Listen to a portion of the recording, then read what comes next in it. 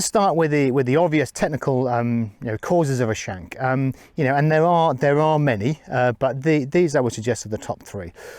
Starting with, any of these top three in combination with a very weak grip, I think you're on your way to shanking it. So you'd want to make sure that your grip isn't on the weak side, i.e. the left wrist isn't hanging off the edge of the handle, so the lead wrist. You'd want the top hand so that the middle of the wrist is on top of the handle. There's loads of videos on my channel about grip if you want to look at that in more detail. So a weak grip with any combination of these patterns I'm about to show you is really likely to lead to a shank.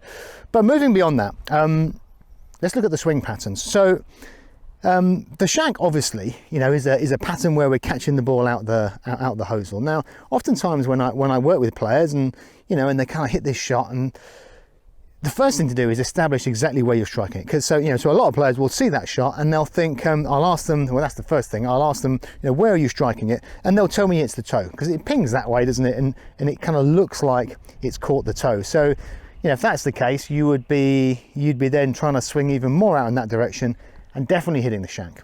So we need to establish, first of all, it is a shank and not a toe or a toe shank. And oftentimes when you shank it, if you shank it bad enough, excuse me, if you shank it bad enough, then you can catch it right out the middle, and then it just goes straight along the floor, at the middle of the hosel, and that can look like a top shot. So you'd want to establish that first of all. Most of us have got slow motion videos on our phones now, so just put that by the board. You'll get a very quick indication. So we need to establish it is a shank. Now, as I say, shanks can happen in different ways and with opposite swing patterns. So, the first one we're going to look at is the over the top pattern. So that is the player from the top who swings the club over and in that direction. And of course, as the club head gets too steep and over this way, and the right shoulder gets high, this is where we invade that space too much, and we come in and hit it on the hosel. So so that player needs to be doing drills, feeling like they're quieter with the shoulders and getting the arms dropping down behind them, hitting soft baby draws.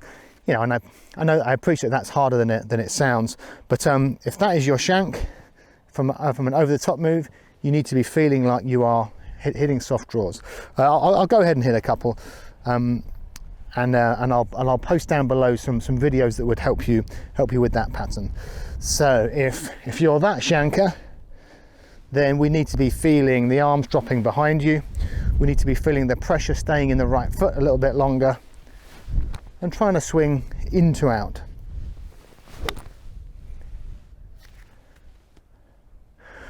Okay, so that's shank cause number one.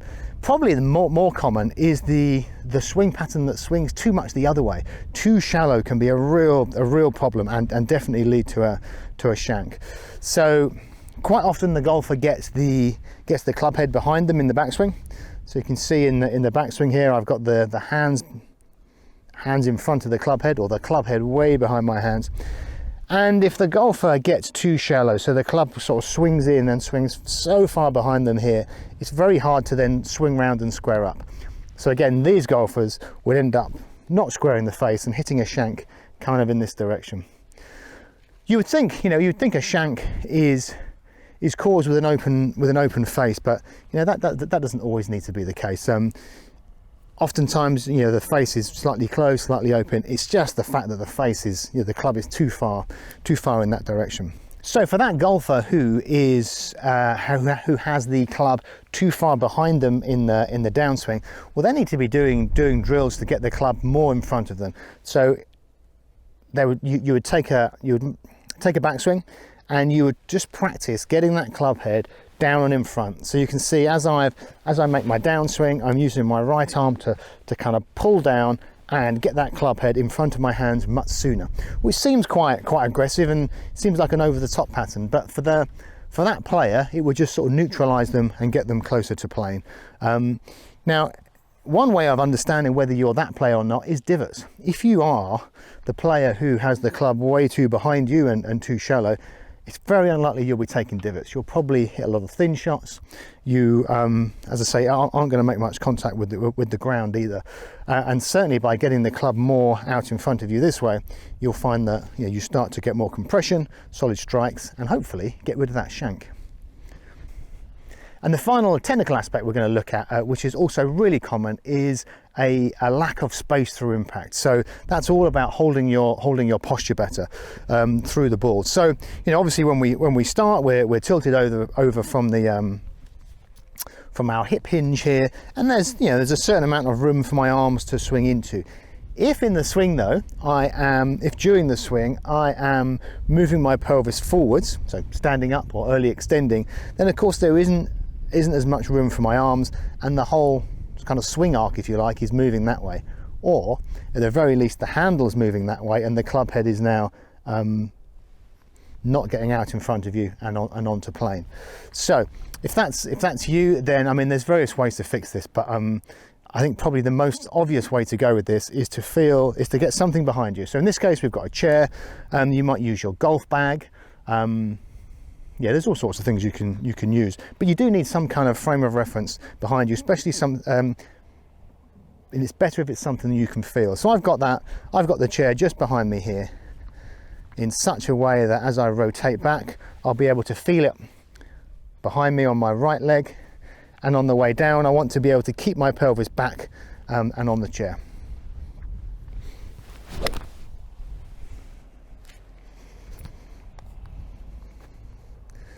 Let's try that again. So you might need to do a few of these. I mean, if you've been early extending, then you might need to do a few soft ones to begin with. So you just make some half swings, feel that you're pushing back into the chair as you start down.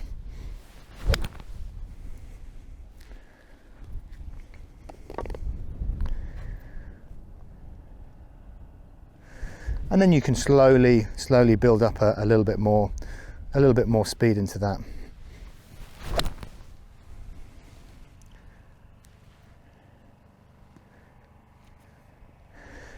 Now, if you've had a look at your swing and you don't seem to have any of those problems, so you're not over the top underneath, you're relatively on plane, and you seem to be holding your posture quite well, yet still you're shanking, then that can be really frustrating. And I've had this situation many times, and that's where we need to think a little bit outside the box and start thinking about coordination and perception, and some of these aspects which are quite hard to identify. So these become more drill-based issues around space and coordination. So let's think about some movement-based drills. So we're saying there's no kind of obvious swing issue. We're standing in the right distance from the ball, but we're still catching it out the hosel.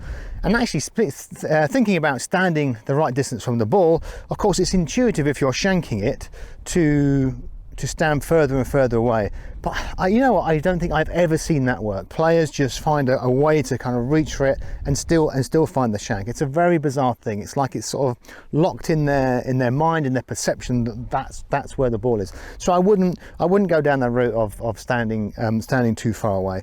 What we need to do is to swing the club closer to us, which again in turns means keeping the pelvis back. But I think when you do these drills, your pelvis would stay back intuitively.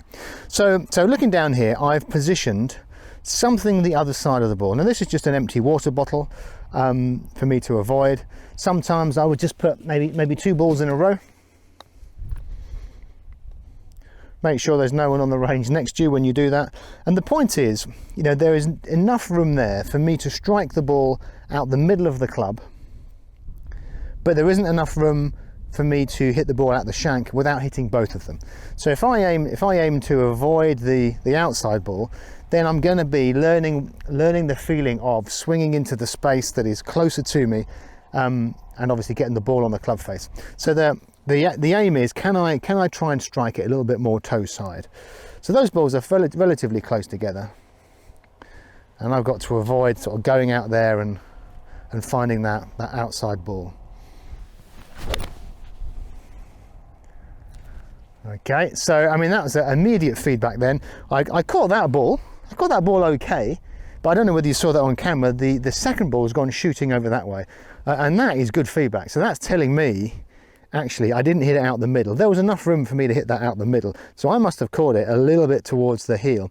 And you know, and if you're a shanker, you'll probably find that a lot of your good shots are that way anyway, and then it's only a small slip up and you're into the shank. So we'll give that another go, I think. Right, so you want enough room to catch it out the middle, but don't give yourself too much room or you'll lose that feedback.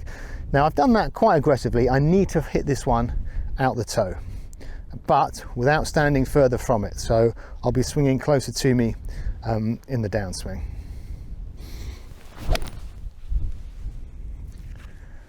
And there we go, that was better. So I caught that one slightly toe side of middle, and obviously the other ball is still there. So that's probably the first thing I would do with a player who's struggling with a shank without obvious technical issues.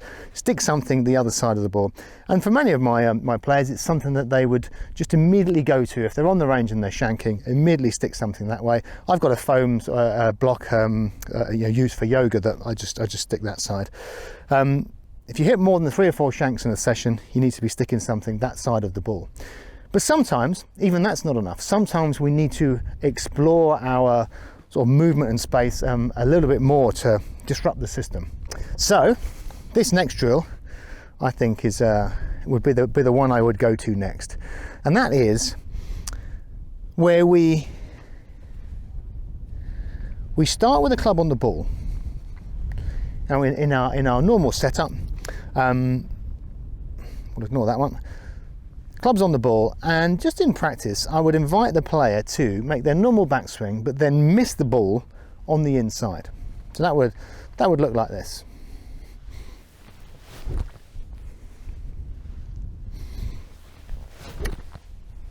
And I've never met a player yet, however much they're shanking it, who can't do that drill. Now you ask a player just to miss it. I mean, I've seen players able to miss it really close to their feet. Incidentally, notice what happens to my posture when I miss on the inside. Just intuitively, I've kept my pelvis back and I've kept my posture. It's a really great way to kind of evoke a good response from your coordination. So once you've established that, you know, you can stand normally and miss it on the inside.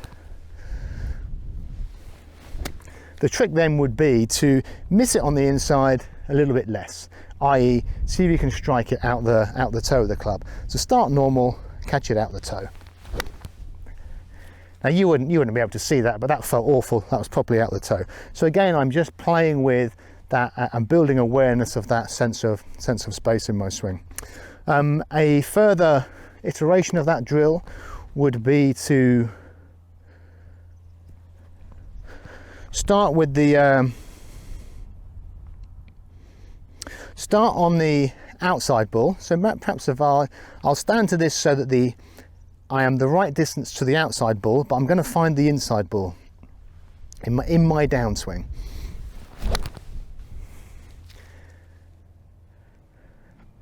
So all these things are built to disrupt the player's kind of sticky pattern, that pattern that has them, you know, thrusting the club out to the ball consistently every time. And as we explore that sense of space and give the body different input, that should shake things up enough so that when you come back to the ball, you've got a better sense of your feel of space.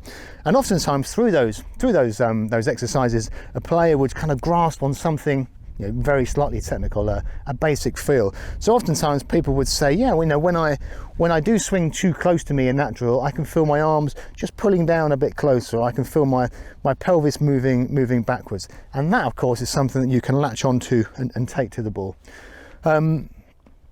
Further from that, once you've really got a good hang of those skills, then of course spraying the face with powder and just staying on top of your centerness of strike and getting that feedback in your practice would go a long way. We don't want to be sort of slowly creeping over time back to the heel. Until then, as I say, it's only a small step then into the hosel. So that was a fairly deep dive into the insights of what happens when we're shanking it from both a technical perspective and a movement and spatial perspective. If you've enjoyed the video and you found that it's helped and it's stopped you shanking, then please let me know in the comments below.